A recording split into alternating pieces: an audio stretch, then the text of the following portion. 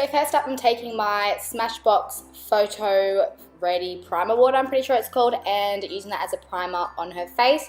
And then going in with my MAC Studio Fix Foundation in NC40 and buffing that all in with a damp beauty blender. Also, when using a beauty blender, make sure to use dabbing motions instead of like swiping motions on the face, because it'll just make the face look more flawless if it's dabbed in and pressed into the skin.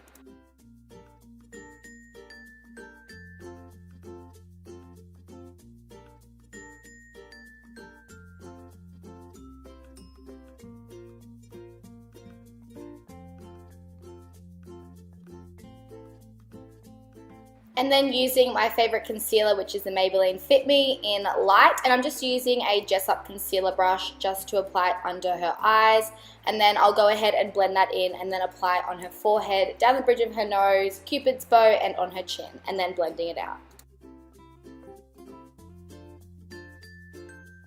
And then I'm just using a smaller kabuki style brush and just blending in the hard to reach places such as around the nose and the tear duct area, because obviously you can't reach them with a beauty blender. And then I'm going in with my MAC Soft Ochre Paint Pot and priming her eyelids. I never use this stuff because I always just use concealer as a primer on the eyelids, but I remember to use it this time, so I used it.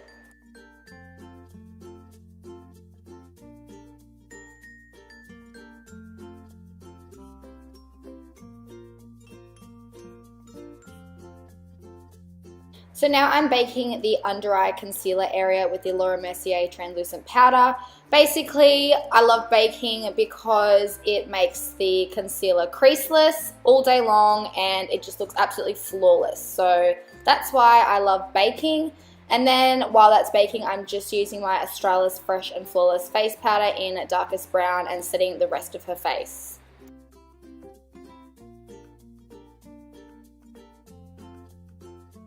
So for eyebrows, I'm using my Anastasia Beverly Hills Pro Brow Palette, and I'm using the color Chocolate to fill in her brows. I use both shades, so I use the darker shade for the ends and tails of her brows and the lighter shade in the little duo for the start of her brow.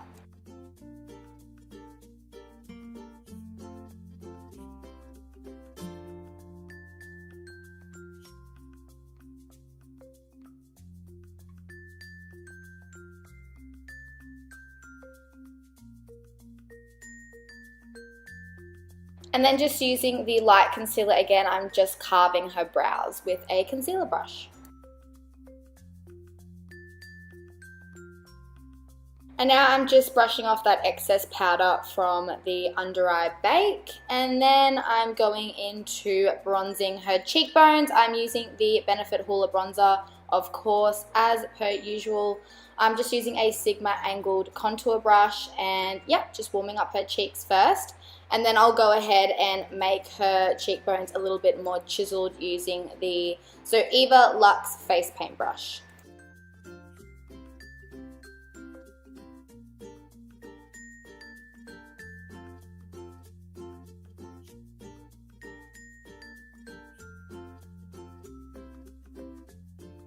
And then using the same Laura Mercier translucent powder, I'm using a angled sponge, which you can just get from any drugstore, Priceline, Cosmetics Plus if you live in Australia, and they're literally worth nothing. I'm baking her face, so I'm just creating a line from underneath her contour, so from the top of her ear to the side of her mouth.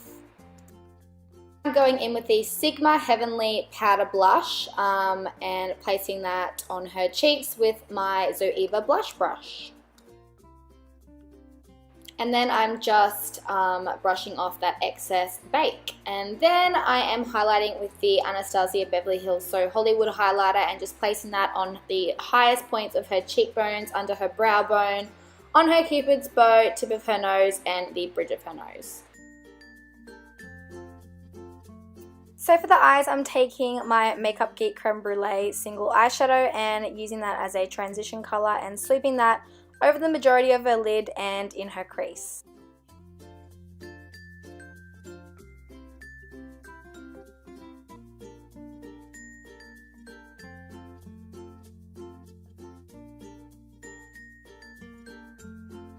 Then I'm taking Makeup Geek's Whimsical Foiled Eyeshadow, and at first I thought what I wanted to do was just put it on the lid and then make it smoky browny along the crease area. But then I changed my mind and decided that I wanted that eyeshadow just in the inner corner area and then the browns on the outer corner area.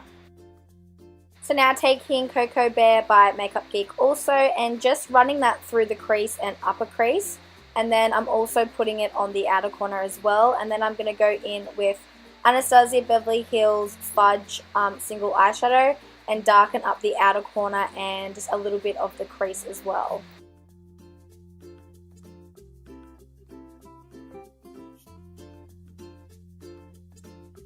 And then to highlight the brow bone, I'm taking Makeup Geek Shimmer Shimmer and placing that underneath the brow bone. So for winged liner, I like to use the Maybelline Eye Studio in black. So I line the whole lid first, and then I get the client to open their eyes, map out the wing, then I get them to close, and then I connect everything together. It is seriously the best way to do winged liner ever. I only discovered it about 6 months ago, and it literally makes it so much easier. But yeah, practice does make perfect. Winged liner on other people is so hard, so if you're struggling, just keep on practicing and I'm sure you'll get there. And then I'm just taking my disposable mascara wand. I actually use Benefit Roller Lash, and I'm just coating her top and bottom lashes in preparation for false lashes. Just a trick, if you get eyeliner on the lid, make sure you wait for it to dry and then just scrape it off with a Q-tip. It comes off so easy. Just thought I'd let you guys know.